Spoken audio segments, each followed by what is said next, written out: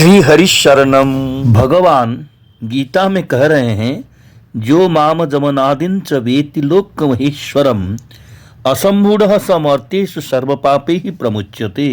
अर्थात जो मनुष्य मुझे अजन्मा अनादि और महान ईश्वर जानता है, अर्थात दृढ़ता से स्वीकार कर लेता है, वह मनुष्यों में ज्ञानवान है और वह संपूर्ण पापों से मुक्त हो जाता है। भगवान को अज अविनाशी और लोक महेश्वर जानने से मनुष्य पापों से मुक्त कैसे होगा।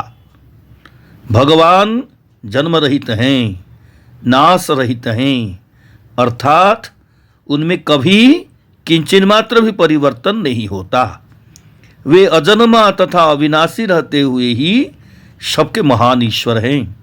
वे सब देश में रहने के नाते यहाँ भी हैं, सब समय के होने के नाते अभी भी हैं, सबके होने के नाते मेरा भी हैं, और सबके मालिक होने के नाते मेरे अकेले की भी मालिक हैं। इस प्रकार दृढ़ता से मान ले, इसमें संदेह की गंध भी न रहें।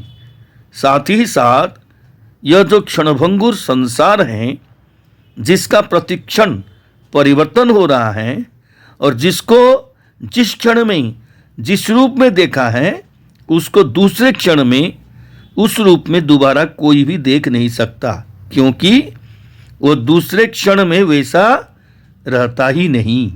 इस प्रकार संसार को यथार्थ रूप से जान ले। जिसने अपने सहित सारे संसार के मालिक भगवान को दृढ़ता से मान लिया है और संसार की क्षणभंगुरता को तत्व से ठीक जान लिया है, उसका संसार में मैं और मेरा यह रह ही नहीं सकता। प्रत्युत एकमात्र भगवान ही अपनापन आ जाते हैं। तो फिर वो पापों से मुक्त नहीं होगा तो क्या होगा। ऐसा मूढ़ता रहित मनुष्य ही भगवान को तत्व से अज अविनाशी और लोक महेश्वर जानता है, और वही सब पापों से मुक्त हो जाता है।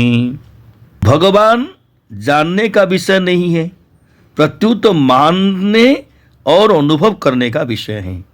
जानने का विषय खुद प्रकृति भी नहीं है, फिर प्रकृति से अतीत भगवान जानने का विषय कैसे हो सकते हैं।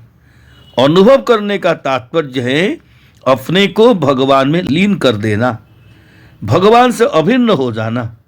भगवान से अभिन्न होकर ही भगवान को जान सकते हैं, क्योंकि वास्तव में अभिन्न ही हैं। भगवान का अंश होने से जीव भी अज और अनादि हैं, अतः वो भगवान को अज अनादि जानेगा तो अपने को भी वैसा ही अज अनादि जानेगा, क्योंकि जीव भगवान से अभिन्न होकर ही भगवान को जानता है। अपने को अज अनादि जानने पर वह मूढ़ता रहित हो जाता है। फिर उसमें पाप कैसे रहेंगे, क्योंकि पाप तो पीछे पैदा हुए हैं, अज अनादि पहले से हैं। सर्व पापे ही प्रमुच्यते का तात्पर्य यह है कि गुणों के संग से रहित होना। गुणों का संग रहते हुए मनुष्य पापों से मुक्त नहीं हो सकता, क्योंकि गुणों का संग ही पापों का मूल कारण है। जय श्री कृष्ण।